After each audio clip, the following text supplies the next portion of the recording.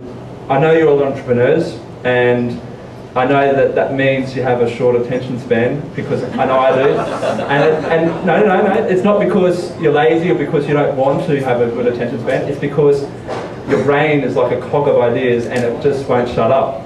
And every second of every day, it's hard to concentrate on what you're doing because you're always coming up with new ideas and you see an opportunity at every corner. And I know how painful that is. And so I'm going to try to keep this fairly short. I'm not going to talk about any one thing for any amount of time. The first thing is though, it's a fairly common thing, everyone's probably heard about it before, and that is choosing a brand name. And it's really difficult nowadays, I know, but there's an argument of a generic brand name, like if you wanted to sell shoes, would you call your shoe shop just shoes? Or would you call it Foot Locker or something like that? You've all heard of Nike and why it's called Nike and not running shoes. McDonald's, it's called McDonald's and not burgers. And it's google.com and not search.com. And it's really tempting as a startup to call your product or company a name that describes exactly what you're selling. But unfortunately, over time, it just doesn't work. And if you want repeat customers, if you want to be remembered, then you really need to choose a name that is not just a word that's pulled out of the dictionary that describes what you're selling. Second of all is a pretty big one, and that is the argument of, do you share your ideas with people or do you keep them secret? So many people I hear say, oh, that's a bloody good idea, don't tell anyone that, they'll steal it. But the reality is, an idea shared is worth a lot more than an idea kept to yourself.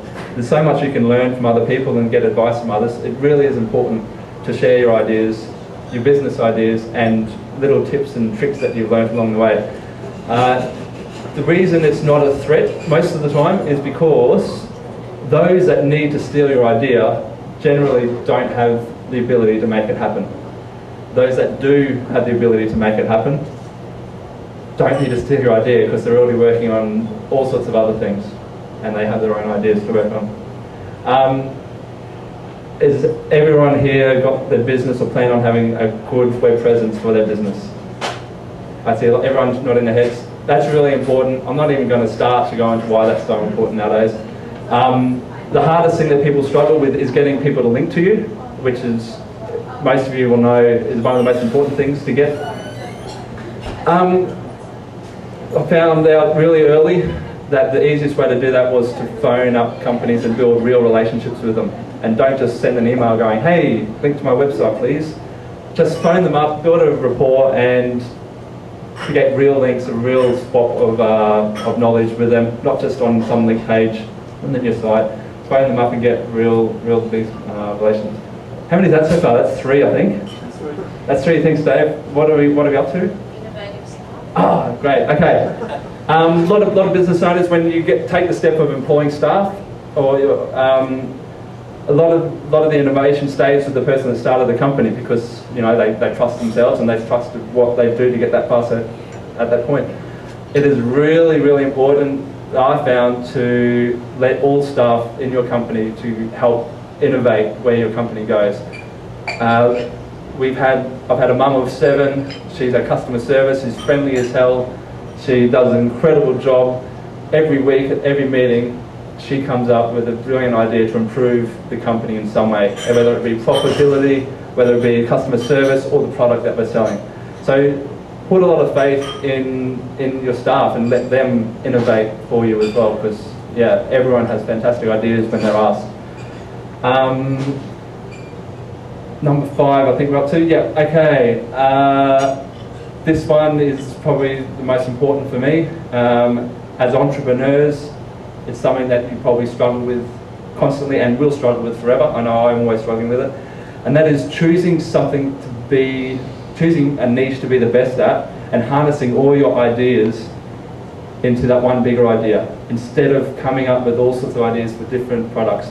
As I said before, entrepreneurs are generally opportunists. They see opportunity at every corner, and that is frustrating because the idea that you're working on at the time is going to suffer for it.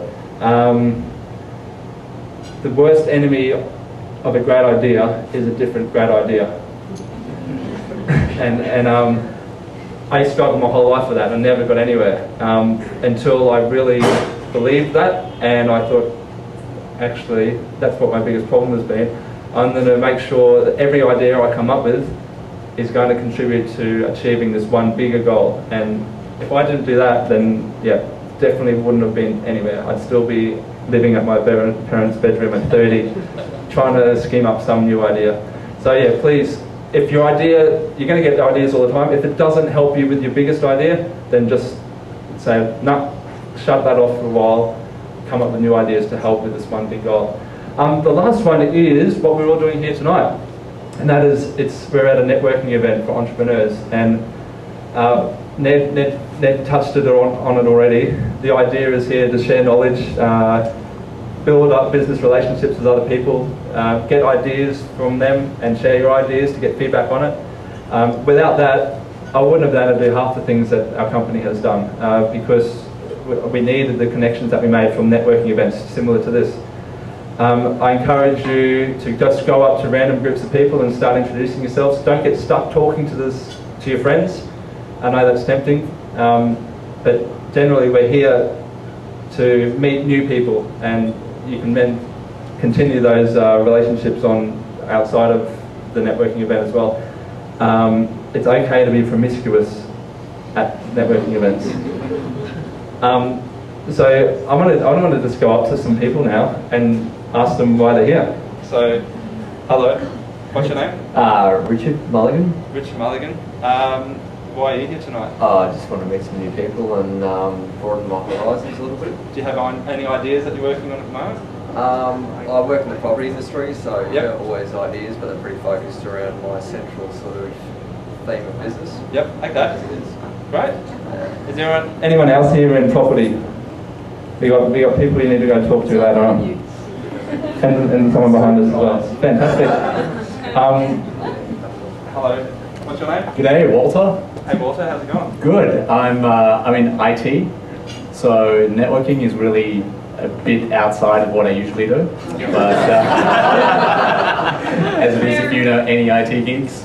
But I generally love meeting people, so and I figure it's a good networking thing it's good to network for your business. That's why I'm here. Walter, great to meet you. Good to meet you. Everyone here needs to be online, and so it's for IT people. It's not only good to network with other people in the industry, but there's potential clients as well. Look, I want to chat to lots of people, but I'm gonna cut it there. Don't be afraid to introduce yourselves to each other, and I look forward to chatting to you soon. Thanks, guys.